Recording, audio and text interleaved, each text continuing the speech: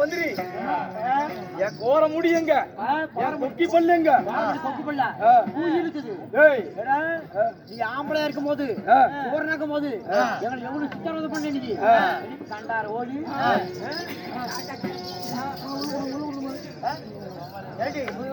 எப்படி சமாச்சாரம் பண்ண வரைகளை போன அடிச்சேன் புடிச்சிட்டு பார்க்கலாம் கண்டார ஓடி ஏன் பண்றாடி எனக்கு தான் கோமே வரலையடா பாவலியா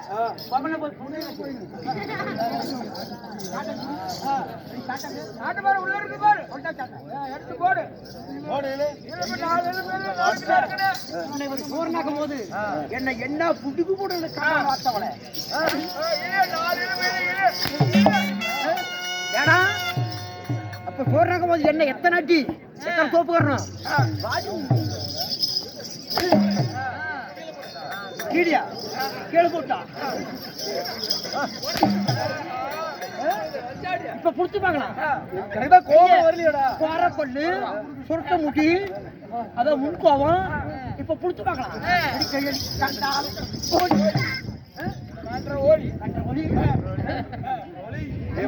மந்திரி எப்படி பஞ்சர் என் கோபமே வரலடா என் கோபம் எங்க என் கோர முடி எங்க நீ அப்ப முன்ன ஆம்பளை இருக்கும் போது கூட நல்லால இப்பதான் நல்லா கையெங்க வைக்கிற மாப்பிள்ள குழு மாப்பிள்ள அதாவது ஆங்கார பூஜை போல எங்க என் கோர முடி கொக்கி பல்லுங்க இந்த வனாந்தரத்துல ஒரு மதம் கொண்ட யானை போல இருந்தேன் அப்படி இருந்தனா இப்படி ஆயிட்டுனே அவ ஏன் இந்த மாதிரி பண்ண என்னாச்சு அதாவது நீ ஏன் என்ன இப்படி கேவலமா பேசுறிய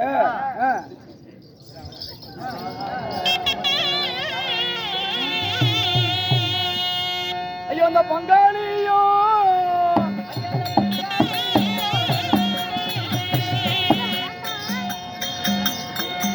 மந்திரி அங்க என்ன தண்டா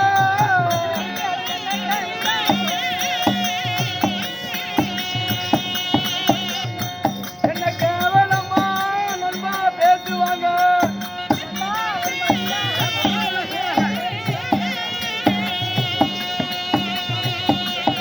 அந்த எதிராளியோ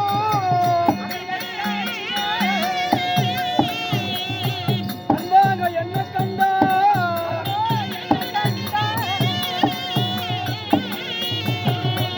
ஒரு ஏழினோ நண்பா பேசுவாங்க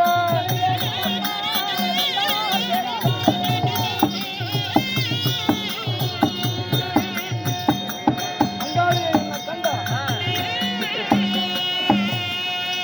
அடா மந்திரி அப்பா நான் இப்படி இருக்கிறதுனால ஆமா நீயே என்ன இவ்வளவு கேவலமா பேசுறியே என்ன பண்ண என் பங்காளி என்ன கண்டா உன்ன போல அசுரர்கள் உன்னை பார்த்தா என்ன பார்த்தா எவ்வளவு கேவலம் பேசுவாங்க ஒரு கேவலமா பேசுவாங்க நாளைக்கு தேவர்கள்லாம் உன்னை காரி துப்புவாங்க அதாவது ஆளாகி இறந்தவன் இப்படி வந்து புத்த புள்ள முடிச்சவன் நீ பெண்ணாயிட்டியே அப்படி கேவலம் பேசுவாங்களம்மா என் பங்காளி என்ன கேவலமா பேசுவாங்க எதிராளி என்ன கண்டா ஒரு ஏளனமா பேசுவாங்க கை கொட்டி சிரிப்பாங்க நிச்சயமாக அதனால அம்மா அதாவது நீ என்ன பண்ணாலும் இதுக்கு மேல நீ பொம்பளை பொம்பளை தான் அப்படி இருந்தாலும் என்ன போல உனக்கு சாப்பிட கொடுத்த யாரு அதாவது அப்படி இருந்தாலும் என்ன போல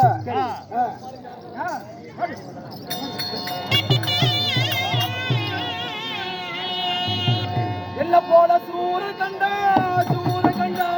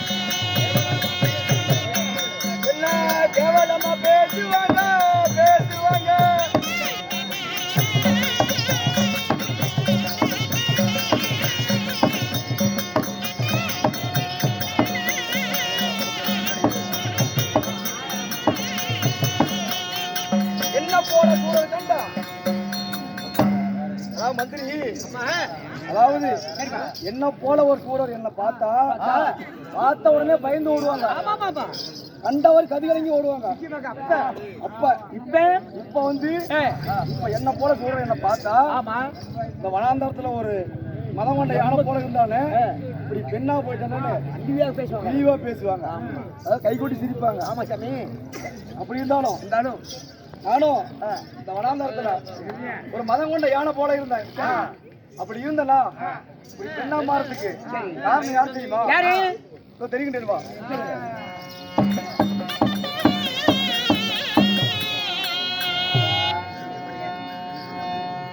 இந்த பாவி அந்த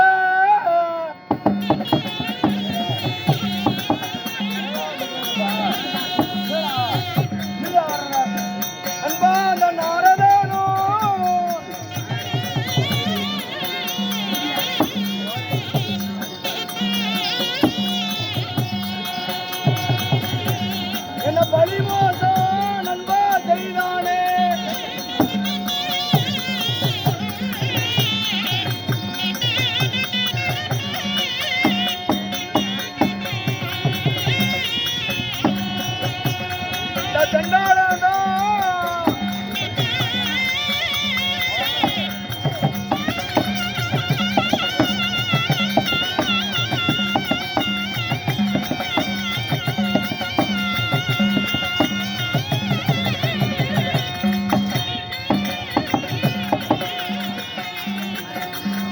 என்ன பரிகாசம் நண்பா பேசுவாங்க.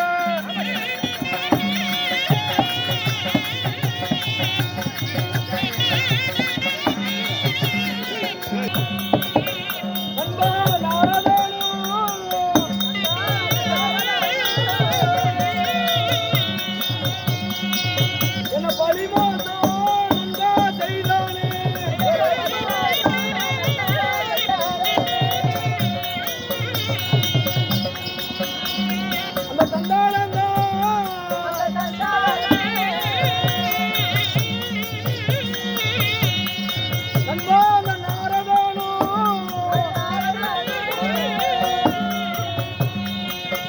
என்ன சூடு மாதம் நண்பா செய்தானே.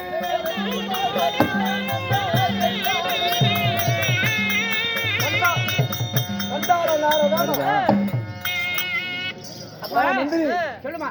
இந்த வனாந்தரத்துல ஒரு மலம் கொண்ட யானை போல இருந்தா இப்படி பெண்ணா மாறதுக்கு காரணம் யாரு தெரியுமா? காரணம் அதாவது அன்றைய தினத்தில என் தாயாரோ மகனே உன் தந்தை தானாக சாகவில்லை.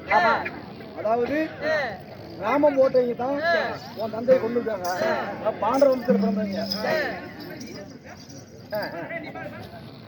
அப்படி சொல்லியிருக்கும் பொழுது என் தாயாரோ அதாவது பூரா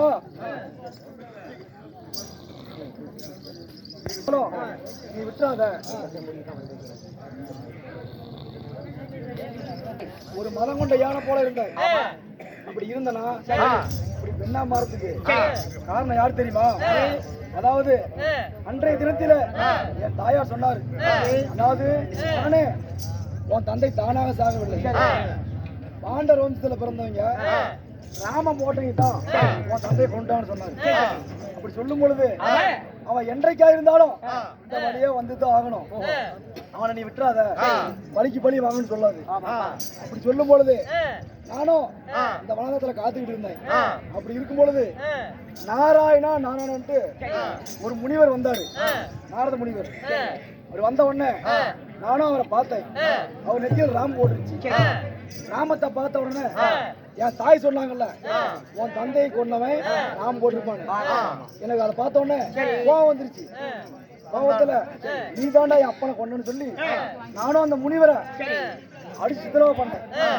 அப்படி செய்யும் பொழுது அந்த முனிவரோ அதாவது பூரா உன் தந்தையை கொண்டது நான் இல்ல, எனக்கு அந்த அளவுக்கு பலசாலி நான் இல்ல, நானும் ஒரு நாரத முனிவர் செஞ்சாரி அப்படி சொன்னாரு. அப்படி சொல்லி நான் கேட்கல, தாய் சொல்ல மேறக்கூடாது இல்ல, மறுபடியும் அடிச்சு வந்துச்சேன். அப்படி சித்திரவதை செய்யும் பொழுது அதாவது சூரா நீ ஒரு ஆணா இருக்கிறதுனால தானே இவ்வளவு கோபத்தோட நான் இவ்வளவு தூரம் சொல்லியும் நீ என்ன அடிக்கிற. இன்றைய தினத்திலிருந்து ஆனா இருக்கிற நீ பெண்ணா போன்னு சாபத்தை கொடுத்தாரு. சரி சாபம் கொடுத்தது வந்து நான் பெண்ணா மாதிரி இந்த வனாந்தரத்துல திரிஞ்சிட்டு இருக்கேன். அம்மா தாயே அதனால இப்படி அப்படி இருந்தாலும் நான் இந்த முகத்தோட வெளியில எங்கேயும் போக முடியாது. போனா என் பங்காளி என்னை பார்த்து சிரிப்பாங்க. அதனால நாச்சிக்காரன் காலில் விழுந்தோட சண்டைக்காரன் காலிலே விழுந்துடலாம்.